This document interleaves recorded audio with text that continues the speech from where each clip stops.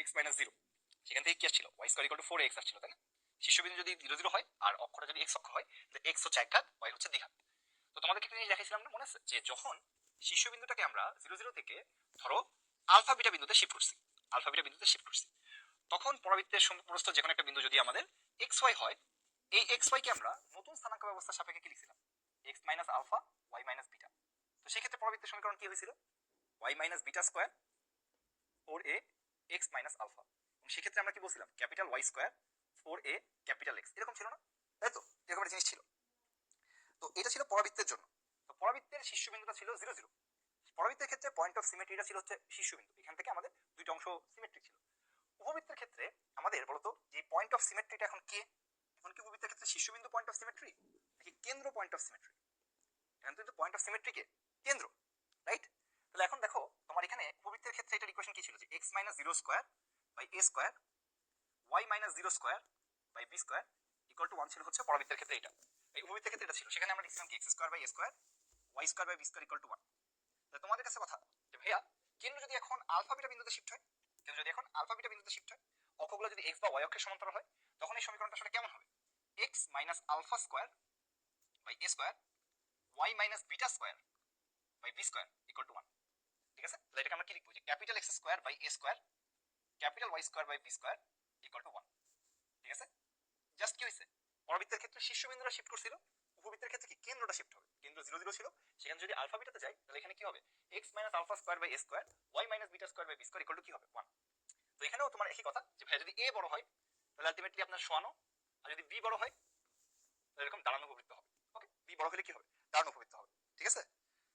সামনে শিফট করলে ভাই মাইনাস হয়। এটা আবি গত ক্লাসের ভিডিও দেখো, প্রথম ক্লাসের ভিডিওটা দেখো। হ্যাঁ, তুমি যদি মনে হয় প্রথম ক্লাস ঠিক মতো করো নাই। আচ্ছা, তো এখান থেকে আমাদের ক্যাপিটাল এক্স এর মান আসলে কি আসবে? যেটা করে উপকেন্দ্র বের করতে চাচ্ছি, কি আসবে? প্লাস মাইনাস এই আসবে। তাহলে এক্স মাইনাস আলফার মান কি আসবে? প্লাস মাইনাস এই। তাহলে x equal to alpha plus minus এই। ওকে, তাহলে আলটিমেটলি উপকেন্দ্র এটা গেল। আর ক্যাপিটাল ওয়াই এর মান কি আসবে? 0। তাহলে ওয়াই মাইনাস বিটা সমান আসবে 0। তাহলে ওয়াই সমান কত আসবে বলো তো? বিটা।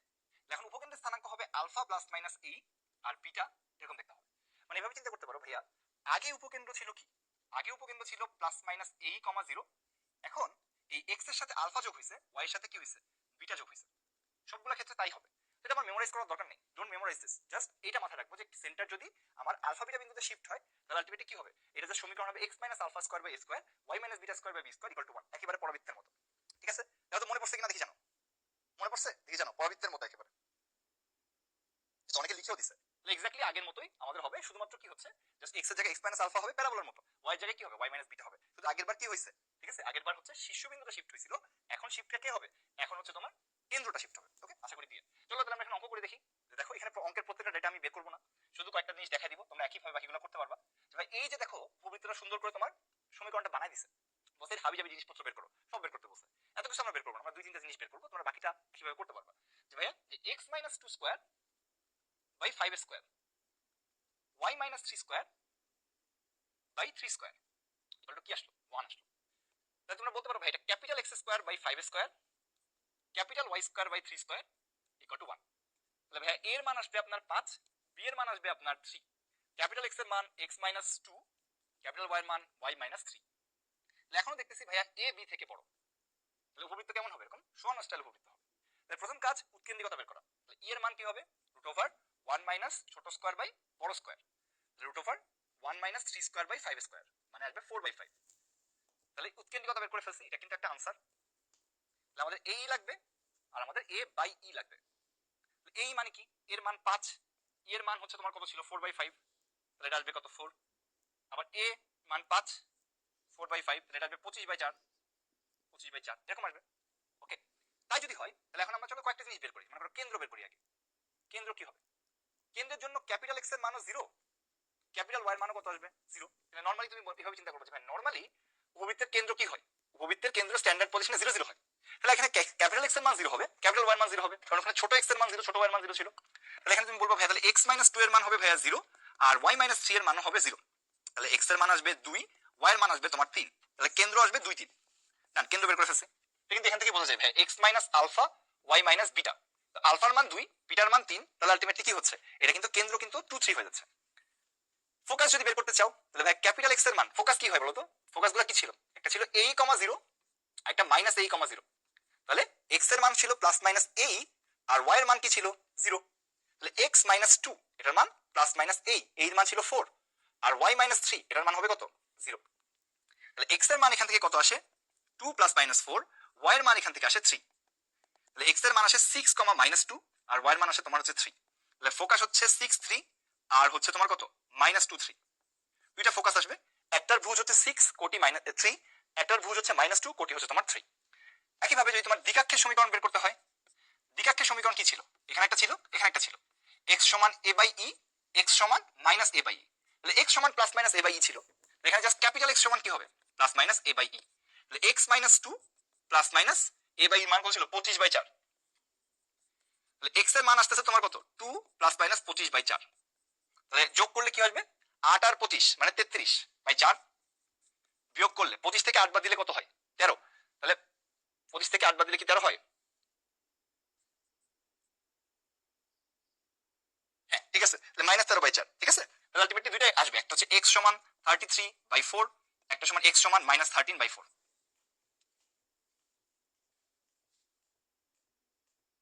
25 থেকে 8 বাদ দিলে কি 13 হয় না 17 হয়? 17 হয়। ওকে, এটা হবে 17 হবে। আচ্ছা দেখো তো, দেখো তো সবার কাছে এটা ক্লিয়ার, বাকিগুলো পারবো না তোমরা বের করতে? বাকিগুলো পারবো কিনা?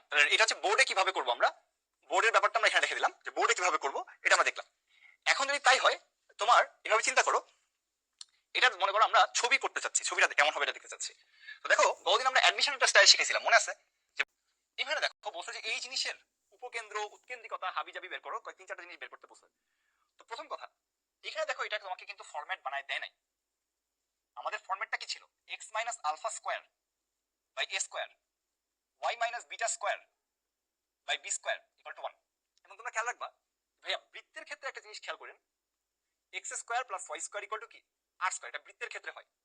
আর উপবৃত্তের ক্ষেত্রে কি হয় x square by a square, y square by b square equal to 1। খেয়াল করো দুই ক্ষেত্রে এক্স স্কোয়ার ওয়াই স্কোয়ার আছে, এক্স ওয়াই স্ট্যান্ডার্ড ফর্মে নাই, বৃত্তের ক্ষেত্রে কখনোই নাই, উপবৃত্তের ক্ষেত্রে স্ট্যান্ডার্ড ফর্মে এক্স ওয়াই নাই।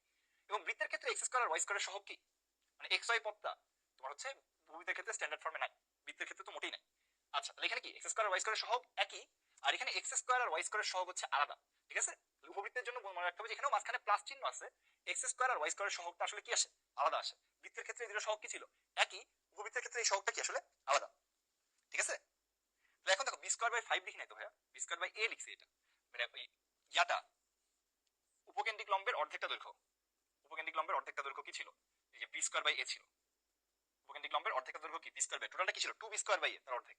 ওকে আচ্ছা, তো আগে স্ট্যান্ডার্ড ফর্মে নিয়ে যেতে হবে, প্রথম কাজ হচ্ছে স্ট্যান্ডার্ড ফর্মে নিতে হবে। তাহলে দেখো 4x স্কোয়ার আছে, 5y স্কোয়ার আছে, 16x আছে, 10y আছে, 1 আছে।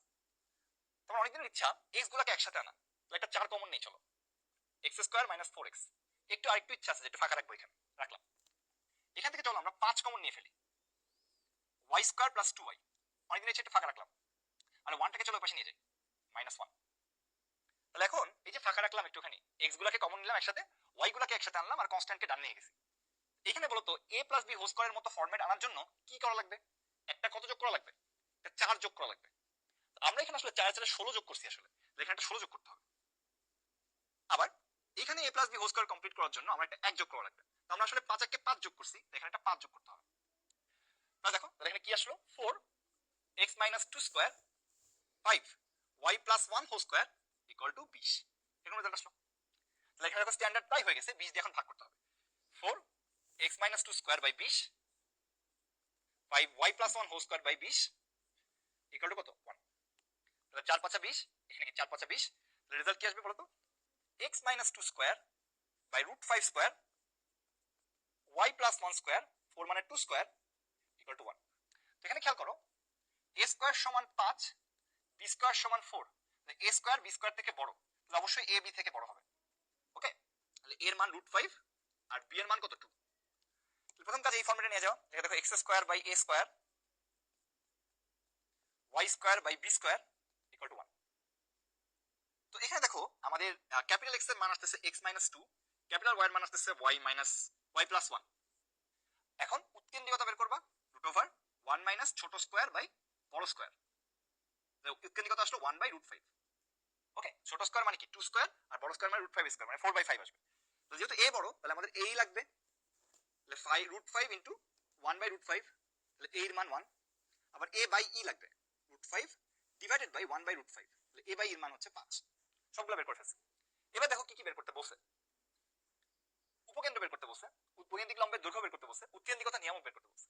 সো উপকেন্দ্রের জন্য ক্যাপিটাল X সমান plus minus a, capital Y সমান 0। তাহলে এটা কি হবে, x minus 2 plus minus a এর মান কত ছিল 1, তাহলে x এর মান কত ছিল 2 প্লাস মাইনাস 1, আর y প্লাস 1 এটার মান আসবে 0। x এর মান দেখো আসতেছে 3 আর 1, আর y এর মান আসতেছে মাইনাস 1। তাহলে ফোকাস কি হবে 3, -1 একটা, 1, -1 একটা, ফোকাস শেষ। এবার বলছি কি উপকেন্দ্রিক লম্বের দৈর্ঘ্য, উপকেন্দ্রিক লম্বের দৈর্ঘ্য কি হবে 2b² a, তাহলে 2 ইন্টু 2 স্কয়ার এর মান √5, তাহলে আসে 8/√5 একক। এটা লিখতে পারো, অথবা এরকম লিখতে পারো যে 8√5/5, এটাও লিখতে পারো যে ভাই √5 দিয়ে উপর নিচে গুণ করলে 8√5/5 আসে, এটাও মানে হয় উপরে ওটা লিখলেও হবে। বাট বোর্ড পরীক্ষায় চেষ্টা করবে এটা লিখতে, স্যাররা কেন জানি উপরে রুট পছন্দ করে, নিচে রুট পছন্দ করে না। ওকে, এবং দৈর্ঘ্য বের করলে অবশ্যই একক কথা লিখবা। উৎকেন্দ্রিকতা তো আমরা বের করছিলাম, কত আসছিল জানি 1/√5, এটা একটা আনসার।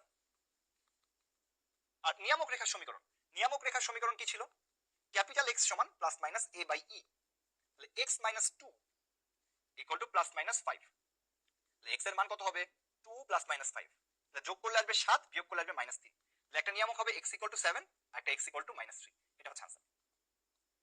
ওকে, দেখো সবার কাছে ক্লিয়ার না দেখি জানো,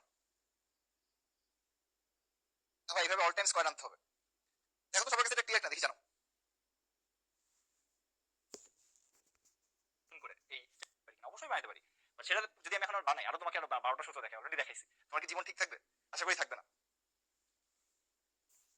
ওয়াই মান সবসময় একটা আসবে না ভাইয়া, মানে হচ্ছে এটা শত শর্টকাট নাই ভাইয়া, জীবন এত সুন্দর না, করতে হবে অঙ্ক। চলো সামনে যাই। আচ্ছা তোমরা যে একজন চার্ট চাইতেছিলা, দিস ইজ চার্ট, ঠিক আছে। আমি চার্টের দিকে রাখতে চাচ্ছি না, চার্ট তোমরা বাসায় বসে বসে নিজেরা দেখবা, যদি চাও চার্ট মেমোরাইজ করতে করতে পারো, বাট আমি তোমাদের জন্য ওই যে আবারও বলতেছি, ছবি ইজ এভরিথিং। কণিকের জন্য ছবি মানে, ছবি পারি মানে সব পারি, ছবি পারি না মানে কিছুই পারি না। এবার দেখো উপবৃত্তের উপকেন্দ্রের স্থানাঙ্ক দেয়া আছে, উৎকেন্দ্রিকতা দেয়া আছে, সমীকরণ বের করো। ছোট্ট একটা প্রশ্ন, তাকে হচ্ছে তোমার কৃষি গুচ্ছ, জিএসটি না, জিএসটি মানে হচ্ছে তোমার এই মানে ভার্সিটি গুচ্ছ। আচ্ছা তোমরা এটা বলো, উপকেন্দ্র এক্স অক্ষের উপরে না ওয়াই অক্ষের উপরে, উপকেন্দ্র এক্স অক্ষের উপর না ওয়াই অক্ষের উপরে,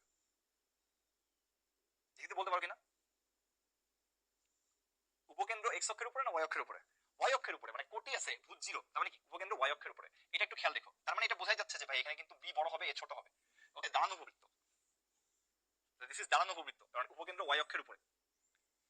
সো উপকেন্দ্রের একটা স্থানাঙ্ক কি হবে 0, 4, আর একটা স্থানাঙ্ক কি হবে 0, -4, দিস ইজ উপবৃত্ত।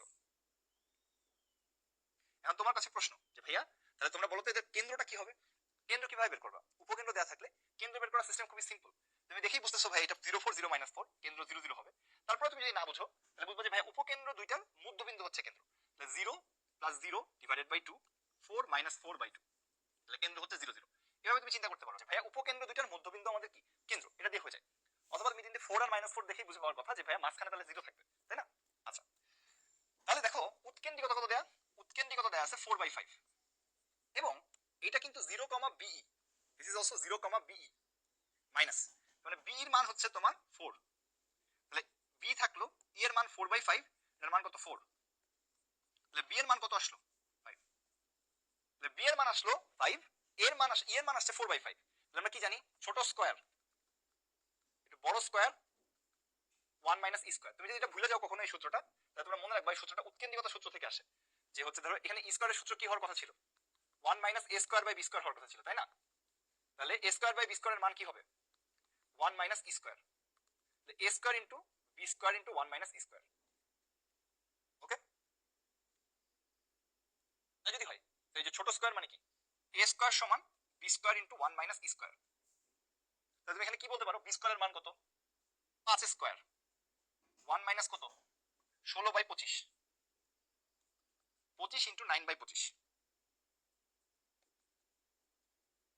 তো 25 25 কাটা, এখান থেকে a² এর মান আসে 9, তাহলে এর মান হবে 3, তাহলে এর মান 3, বি এর মান 5, তাহলে সমীকরণ কি হবে কেন্দ্র 0 0 যেহেতু x square by a square y square by b square equal to 1, x square by 9 y square by 25 equal to 1, এটা answer. x square by 9 y square by 25 equal to 1। বোঝা গেছে? দেখি জানাও। আশা করতেছি এটা ক্লিয়ার। পরেরটাতে দেখো কি হইছে, উপকেন্দ্র 1 0 মাইনাস 1 0, এটা উপকেন্দ্র 1 একটা মাইনাস 1। এখন বলো এটা x অক্ষ নাকি y অক্ষ? 4 গুণ হয়ে স্কয়ার হবে না?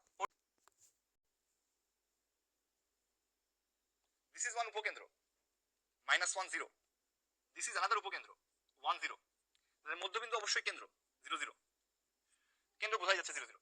এখন যেহেতু তোমার এটার বৃহৎ অক্ষ x অক্ষ, তাহলে a বড় b ছোট, তাহলে উপকেন্দ্রিক লম্বের দৈর্ঘ্য কি হবে? 2 ছোট স্কয়ার বাই বড়, এটার মান কত দেয়া আছে? 3, তাহলে b স্কয়ার সমান 3 বাই 2a, এটা লেখা যায়। b স্কয়ার সমান 3 বাই 2a, এটা লেখা যায়। এবং লিখলাম। আর দেখো a এর মান কত? a এর মান হচ্ছে 1, এই যে এটা a, 0, এটা মাইনাস a, 0, তো আলটিমেটলি এটা a এর মান কত আসতেছে? a এর মান আসতেছে 1। a এর মান যদি 1 আসে, a এর মান কত আসলো? 1। যদি একটু বর্গ করে দাও, a স্কয়ার e স্কয়ারের মান আসলো 1। তো a স্কয়ার আর e স্কয়ারের মান কি? 1 minus b square by a square, এটার মান কত আসলো? 1। এবার চলো গুণ করে দিই, a স্কয়ার মাইনাস b স্কয়ারের মান কত আসলো? 1। তো b স্কয়ারের মান কত ছিল? 3 বাই 2a, তাহলে a স্কয়ার minus 3 by 2a equal to 1, তাহলে 2a স্কয়ার minus 3a plus 2 equal to 0, minus 2। দ্বিঘাত সমীকরণ আসছে, এখান থেকে a এর মান বের করা যাবে, তাহলে কি হবে? 2 মাইনাস 3 মাইনাস 2, তাহলে এর মান আসবে 2 আর হচ্ছে মাইনাস হাফ। আর আমরা কি বলছি? এর মান কিন্তু কোনোদিন নেগেটিভ হওয়া চলবে না, তাহলে অনলি ওয়ে কি? এর মান হচ্ছে 2। এর মান যদি 2 হয়, তাহলে b স্কয়ারের মান কত? 3 বাই 2 ইনটু a, তাহলে b স্কয়ারের মান কিন্তু 3, b এর মান না, b স্কয়ারের মান 3, তাহলে a স্কয়ারের মান কত হবে? 4, b স্কয়ারের মান হচ্ছে 3, তাহলে সমীকরণ কি হবে? x স্কয়ার ডিরেক্ট a স্কয়ারের মান বসাই দিবা, y square by b square equal to 1, তাহলে x square by 4 y square by 3 equal to 1। Done. b এর মান বের করার দরকার নেই, b স্কয়ারের মান 3, যে শুধু সমীকরণ বের করতে হবে, তাই না? তো b স্কয়ারের মান জানলেই তো হবে। ওকে, এখন চলো আমরা সামনে যাই। এই অঙ্কটা আমি আর করবো না, এটা আমরা করছি অলরেডি। এটা হচ্ছে যে সিকের ওয়েটের যে ম্যাথটা আমরা করছিলাম না, সিকের ওয়েটের ম্যাথটা তোমরা নিজেরা করবা। এই ম্যাথের আরেকটা ভার্সন, আরেকটা অঙ্ক দেওয়া হয়েছে আর কি, যে ই এর মান হচ্ছে তোমার 4/5, আর এটা কোন বিন্দু দিয়ে যায়? ওই যে তোমার 10/3, √5 বিন্দুগামী। এটা হলো তোমার সেলফ, নিজেরা ট্রাই করবা। এটা কিন্তু আমরা করছি অলরেডি, একটা করছি না? ওই যে একটু আগে করলাম না, কই জানি সিকের ওয়েটের ম্যাথ করলাম, তোমরা কাঁদতেছিলা যে ভাই এত বড় কেন? উপকেন্দ্রিক লম্বের দৈর্ঘ্য বৃহদাক্ষের অর্ধেক। দুইটা কেস আছে, একটা হলো উপকেন্দ্রিক লম্বের দৈর্ঘ্য হাফ বৃহৎ অক্ষের দৈর্ঘ্য, এটা দেয় অনেক সময়। অনেক সময় আরেকটা দেয় উপকেন্দ্রিক লম্বের দৈর্ঘ্য ক্ষুদ্র অক্ষের দৈর্ঘ্য। দুইটা কেস আছে, হয় এটা দেয় অথবা ওইটা দেয়, বৃহৎ অক্ষের দৈর্ঘ্যের অর্ধেক অথবা ক্ষুদ্র অক্ষের দৈর্ঘ্যের অর্ধেক। প্রশ্নে কোনো স্পেসিফাই করা নেই, তাহলে আমরা ধরে নিব বৃহৎ অক্ষ হচ্ছে এক্স অক্ষ। প্রশ্নে যেহেতু স্পেসিফাই করা নেই, তাহলে বৃহৎ অক্ষটাকে আমরা কি ধরবো? এক্স অক্ষ ধরে নিব, মানে এ বড় ধরবো, বি হচ্ছে ছোট ধরবো। তাহলে উপকেন্দ্রিক লম্বের দৈর্ঘ্য কি হবে? 2b square by a। বৃহৎ অক্ষের দৈর্ঘ্য কি হবে? 2a। যেখানে 2 2 কাটা যায়, তাহলে b স্কয়ার বাই a স্কয়ারের মান কি আসে? হাফ। কি চাইছে? উৎকেন্দ্রিকতা কত? তো ই স্কয়ারের সূত্র কি? ই এর সূত্র কি? 1 minus b square by a square, 1 minus half, তাহলে 1/√2 রেজাল্ট আসবে। তার মানে বি নাম্বারটা কি হবে? বি নাম্বারটা কারেক্ট আছে। আবার এই ক্ষেত্রে এই অঙ্কটা যদি হইতো, তাহলে উপকেন্দ্রিক লম্বের দৈর্ঘ্য কি আসতো? ক্ষুদ্র অক্ষের অর্ধেক, হাফ ইন্টু 2b। তাহলে 2 আর 2 কাটা যায়, বি আর বি কাটলে এখানে একটা বি থাকে। এখন জাস্ট বি বাই এর মান আসছে, এটা আসছে হাফ। এই হলো চেঞ্জ। এবার কি ছিল? বি স্কয়ার বাই এ স্কয়ারের মান হাফ আসছিল, এখন বি বাই এর মান হাফ আসছে। শুধু এইটুকু চেঞ্জ। উৎকেন্দ্রিকতার সূত্র কি? 1 minus B square by A square, মানে B by A whole square, 1 minus half square, √3/4, তাহলে 3/√3/2, সেক্ষেত্রে অ্যান্সার হয়তো কি? √3/2 অ্যান্সার হইতো আর কি। ঠিক আছে, এটা তো বুঝছো কিনা? এই দুটো অঙ্ক সবাই হচ্ছে দেখছো, এটা ফেমাস আর কি, এটা অনেক পরীক্ষা আসছে, এবং এটা মানে ইয়াতে আসে, বুয়েট এমসিকিউতে আসে, ডিইউ এমসিকিউতে আসে, জিএসটি পরীক্ষা আসে, বোর্ড পরীক্ষা আসে, খুবই ইম্পর্টেন্ট। ওকে, এটা আসলে বুয়েটের অঙ্ক। এরকম অঙ্ক না আমরা আগে করছি পরাবৃত্তের মধ্যে, তবে এই অঙ্কটা আরো সহজ। বুয়েটে যেটা আসছে, পরাবৃত্তের গুলো কিন্তু হচ্ছে হুবহু বুয়েটে আসে নাই। বলছিলাম উপবৃত্তেরটা কার্ডবোর্ড আছে, কার্ডবোর্ড আছে, এখানে তুমি একটা পেরেক বসাইছো, এখানে একটা পেরেক বসাইছো, এই পেরেক গুলা দিয়ে তোমরা কি করছো? একটা সুতা বাঁধছো, সুতা বেঁধে, সুতাটা আসলে ওই দৈর্ঘ্য থেকে বড় আর কি, হ্যাঁ এই যে এইটুকু দৈর্ঘ্য থেকে বড় আর কি। কার্ডবোর্ডের এখানে কি একটা পেরেক লাগাইছি, এখানে একটা পেরেক লাগাইছি, তাতে একটা বড় ওই দৈর্ঘ্য থেকে বড় একটা সুতা নিছি। সুতা নিয়ে তুমি যদি সুতা ধরে টান দাও দেখবে ইলিশ তৈরি হবে। তুমি কি জিনিসটা বুঝো কি হয়েছে? আমি এখানে পেরেক লাগাইছি একটা, পেরেক লাগাইছি একটা, এবং একটা সুতা লাগাইছি। এই সুতার উপরে আমি একটা পেন নিলাম, নিয়ে যদি আমি টানি তাহলে দেখবে এরকম একটা ইলিশ তৈরি হবে। দেখছো তোমরা করতে পারবা? মানে বুঝতে পারছি কিনা? তাই এই জিনিসটা একটু খেয়াল করো। ইলিশ তৈরি হবে মানে কি, মানে ইলিশের উপরে বিন্দুটা এই দূরত্ব আর এই দূরত্ব, এই দূরত্ব আর এই দূরত্ব, এই দূরত্ব এই দূরত্ব সবসময় এই সুতার দৈর্ঘ্যের সমান, ফিক্সড। মানে কি ইলিশের উপরে যে কোনো একটা বিন্দু যদি পি হয়, এইটুকু কিন্তু সুতার দৈর্ঘ্য। তো পি যেখানেই থাক না কেন এই সুতার দৈর্ঘ্যগুলোর যোগফল সবসময় পি হবে, সবসময় একটা ফিক্সড নাম্বার হবে। এটা আমরা বের করতে যাচ্ছি যেটা ফিক্সড কোন নাম্বার। তো চলো আমরা দেখি কিভাবে বের করা যায়। ধরো আমাদের সোয়ান উপবৃত্ত আছে, দিস ইজ আওয়ার সোয়ান উপবৃত্ত।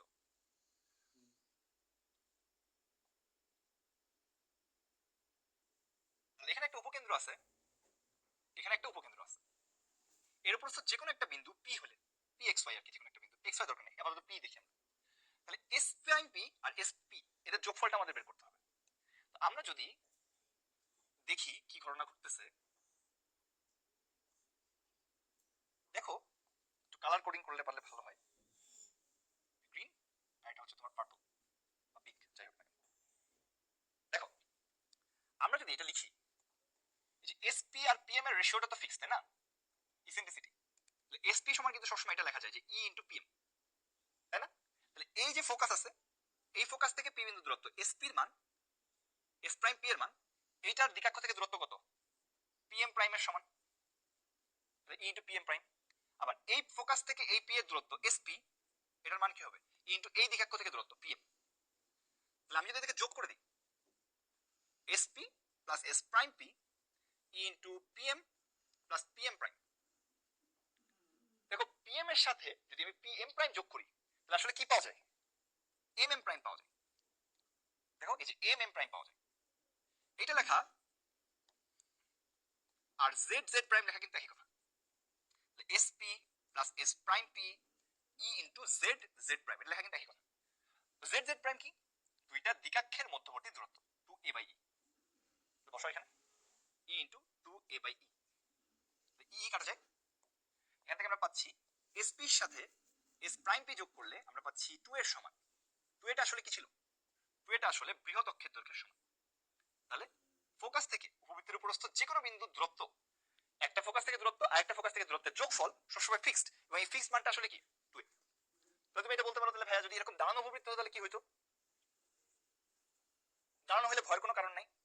একটা ফোকাস এস আর একটা ফোকাস ফোকাস এস প্রাইম, উপরস্থ যে কোনো বিন্দু পি যদি হয়, S P plus S prime P, এর যোগফল আসলে কি হইতো, 2b হইতো, আর কিছু না। SP plus S prime P এর যোগফল আসলে কি আসতো, 2b। তো ইন জেনারেল আমরা এ আর বি না লিখে আমরা এটা লিখতে পারি যে দেয়ারফর এসপি এর সাথে এস প্রাইম পি যোগ করলে আসলে একটা ফিক্সড নাম্বার পাওয়া যায়, এবং সেটা হচ্ছে উপবৃত্তের বৃহৎ অক্ষের দৈর্ঘ্যের সমান। Okay, SP plus S prime P সমান কি হবে, বৃহৎ অক্ষের দৈর্ঘ্য। ঠিক আছে, দেখা তো ক্লিয়ার কিনা দেখি জানো। তাহলে উপবৃত্তের জন্য আমরা জিনিস পাইলাম যে ফোকাস থেকে দুইটা, মানে দুইটা ফোকাস থেকে তোমার যে কোনো বিন্দুর দূরত্বের যোগফল সবসময় বৃহৎ অক্ষের দৈর্ঘ্যের সমান। ঠিক আছে, সেই উপবৃত্তের উপরে যে কোনো বিন্দুই হতে পারে। ঠিক আছে, এটা হচ্ছে আসলে যে এই ছবি থেকে আসলে চিন্তা করা যায়। ওকে, তো চলো আমরা অঙ্ক করি। এমন একটা উপবৃত্তের সমীকরণ নির্ণয় করো যার উপকেন্দ্র একটা হচ্ছে 0,4 আর একটা উপকেন্দ্র হচ্ছে 0,-4, এবং এটা 3,0 বিন্দু দিয়ে পাস করে। ঠিক আছে, তাহলে দেখো কি হয়েছে।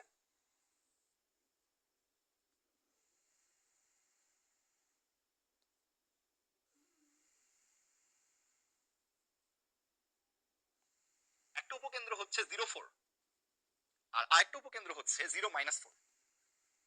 ঠিক আছে, তার মানে তুমি কি বলতে পারো, তুমি বলতে পারো ভাই তাহলে এইটুকু দৈর্ঘ্য হচ্ছে আপনার 4, আবার একইভাবে ভাই নিচের এইটুকু দৈর্ঘ্য কত আসবে, এটুকু দৈর্ঘ্য 4 আসবে। তাহলে এখন তুমি বলতে পারো ভাইয়া এটা হলো 3,0 বিন্দু দিয়ে পাস করে, আমার বলা আছে এটা। তাহলে ভাই এইটুকু দৈর্ঘ্য কিন্তু আপনার 3, মানে এটার এর মান কিন্তু 3, এবং যেহেতু একটা 0,4 একটা 0,-4 তুমি বুঝতেই পারতেছো ভাই কেন্দ্র কিন্তু 0,0। তাহলে আমরা এটার বি এর মান যদি জানতে পারি তাহলে কিন্তু অঙ্ক হয়ে গেছে, which is 2b, বৃহৎ অক্ষের দৈর্ঘ্য। তো ফোকাস থেকে এই পয়েন্টের ডিসটেন্স এস এ আর S prime A, S A plus S prime A equal to আসবে 2b। ফোকাস থেকে মনে করো এও কিন্তু উপবৃত্তের উপর একটা বিন্দু, তাই না? তাহলে ফোকাস থেকে কি হবে, ফোকাস থেকে এ পয়েন্টের ডিসটেন্স, এই ফোকাস থেকে এ পয়েন্টের ডিসটেন্স, এর যোগফলটা আসলে কি হবে, 2b সমান। এখন তোমরা অবশ্যই পিথাগোরাসকে চিনো, যেহেতু 90 ডিগ্রি, 4 হলে এটা হচ্ছে 5, 3 4 হলে এটাও কত 5, তাহলে 5 প্লাস 5 ইকুয়াল আসলো 2b। এখান থেকে 2b এর মান আসলো 10, তাহলে b এর মান আসবে 5। তাহলে দেখো b এর মান 5, এর মান 3, অঙ্ক কিন্তু শেষ। কেন্দ্র 0 0। তাহলে সমীকরণ কি? x square by a square y square by b square equal to 1, শেষ। ওকে, দেখো তো বুঝছি কিনা, দেখি জানো যে ভাইয়া একটা কেন্দ্র